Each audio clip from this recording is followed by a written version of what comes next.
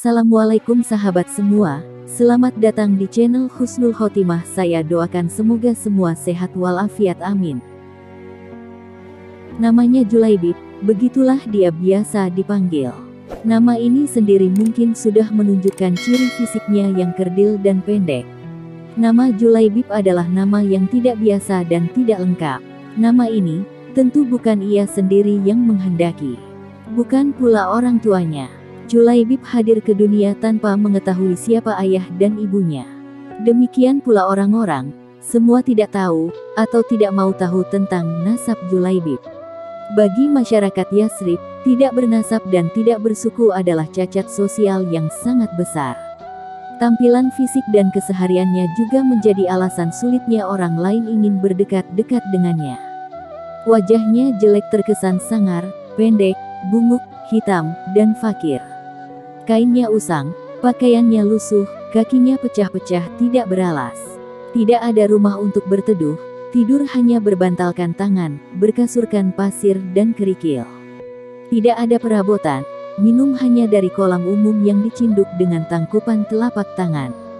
Abu Barzah, pemimpin Bani Aslam, sampai-sampai berkata tentang Julaibib, "Jangan pernah biarkan Julaibib masuk di antara kalian.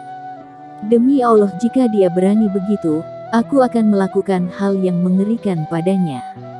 Demikianlah keadaan Julaibib pada saat itu. Namun jika Allah berkehendak menurunkan rahmatnya, tidak satu makhluk pun bisa menghalangi. Julaibib menerima hidayah, dan dia selalu berada di saf terdepan dalam salat maupun jihad. Meski hampir semua orang tetap memperlakukannya seolah ia tiada, tidak begitu dengan Rasulullah Shallallahu Alaihi Wasallam. Sang rahmat bagi semesta alam. Julaibib yang tinggal di Sufah Masjid Nabawi, suatu hari ditegur oleh sang Nabi Shallallahu Alaihi Wasallam. "Julaibib," begitu lembut beliau memanggil, "tidakkah engkau menikah?" "Siapakah orangnya ya Rasulullah Shallallahu Alaihi Wasallam?" kata Julaibib, "yang mau menikahkan putrinya dengan diriku ini." Julaibib menjawab dengan tetap tersenyum. Tidak ada kesan menyesali diri atau menyalahkan takdir Allah pada kata-kata maupun air mukanya. Rasulullah Shallallahu Alaihi Wasallam juga tersenyum. Mungkin memang tidak ada orang tua yang berkenan pada Julaibib. Tapi hari berikutnya, ketika bertemu dengan Julaibib, Rasulullah Shallallahu Alaihi Wasallam menanyakan hal yang sama. "Julaibib, tidakkah engkau menikah?" Dan Julaibib menjawab dengan jawaban yang sama. Begitu, 3 kali, 3 hari berturut-turut. Dan di hari ketiga itulah, sang Nabi menggamit lengan Julaibib dan membawanya ke salah satu rumah seorang pemimpin Ansar. "Aku ingin menikahkan putri kalian," kata Rasulullah Shallallahu Alaihi Wasallam pada si empunya rumah. Betapa indahnya dan betapa barakahnya. Begitu si wali menjawab berseri-seri, mengira bahwa sang Nabi lah calon menantunya. "Oh, ya Rasulullah Shallallahu Alaihi Wasallam, ini sungguh akan menjadi cahaya yang menyingkirkan temaram di rumah kami. Tetapi bukan untukku," kata Rasulullah Shallallahu Alaihi Wasallam, "kupinang putri kalian untuk Julaibib." Julaibib nyaris terpekik ayah sang gadis. "Ya, untuk Julaibib, ya Rasulullah Shallallahu Alaihi Wasallam," terdengar helaan nafas berat. "Saya harus meminta pertimbangan istri saya tentang hal ini." Dengan Julaibib, istrinya berseru, "Bagaimana bisa?" Julaibib berwajah lecak, tidak bernasab, tidak berkabilah, tidak berpangkat, dan tidak berharta. "Demi Allah, tidak akan pernah putri kita menikah dengan Julaibib." Perdebatan itu tidak berlangsung lama. Sang putri dari balik tirai berkata anggun, "Siapa yang meminta?" Sang ayah dan sang ibu menjelaskan, "Apakah kalian hendak menolak permintaan Rasulullah Shallallahu Alaihi Wasallam? Demi Allah, kirim aku padanya. Dan demi Allah, karena Rasulullah Shallallahu Alaihi Wasallam yang meminta, maka tiada akan dia membawa kehancuran dan kerugian bagiku." Sang gadis yang salehah lalu membaca ayat ini. "Dan tidaklah patut bagi lelaki beriman dan perempuan beriman, apabila Allah dan Rasul-Nya telah menetapkan suatu ketetapan, akan ada bagi mereka pilihan lain tentang urusan mereka. Dan barang siapa mendurhakai Allah dan Rasul-Nya maka sungguhlah dia telah sesat, sesat yang nyata. Quran Surat Al-Ahzab ayat 36. Dan sang Nabi dengan tertunduk berdoa untuk sang gadis solihah, "Ya Allah, limpahkanlah kebaikan atasnya, dalam kelimpahan yang penuh barakah. Jangan kau jadikan hidupnya payah dan bermasalah." Doa yang indah. Maka benarlah doa sang Nabi. Maka Allah karuniakan jalan keluar baginya. Maka kebersamaan di dunia itu tidak ditakdirkan terlalu lama.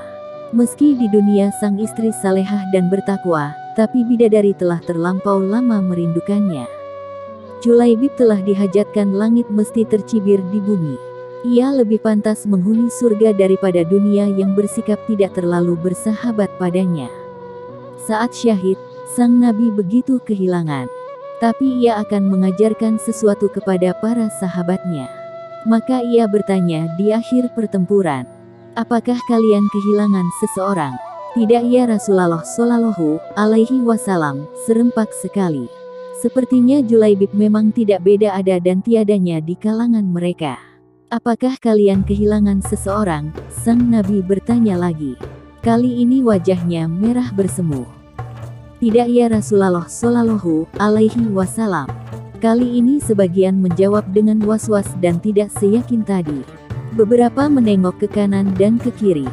Rasulullah Shallallahu Alaihi Wasallam menghela nafasnya. "Tetapi aku kehilangan Julaibib," kata beliau. Para sahabat tersadar, "Carilah Julaibib." Maka ditemukanlah dia, Julaibib yang mulia. Terbunuh dengan luka-luka, semua dari arah muka. Di sekitarnya tergolek 7 jasad musuh yang telah ia bunuh. Sang Rasul, dengan tangannya sendiri mengafani sang syahid. Beliau Shallallahu Alaihi Wasallam mensalatkannya secara pribadi.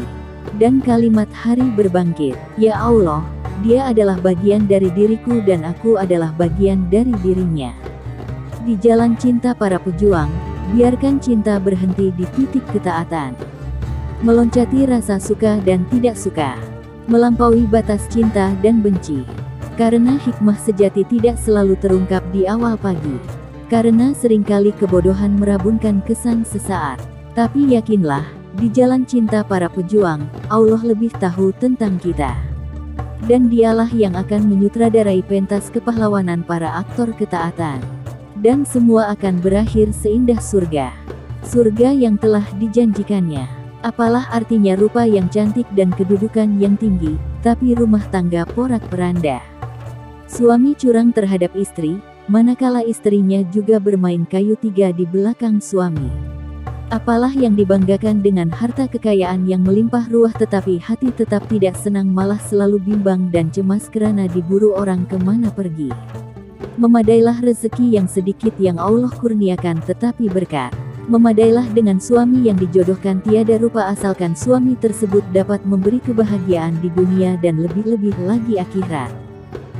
Terima kasih telah berkunjung di channel saya. Jangan lupa klik like, komen, subscribe, dan share. Sampai jumpa di video berikutnya. Wassalamualaikum.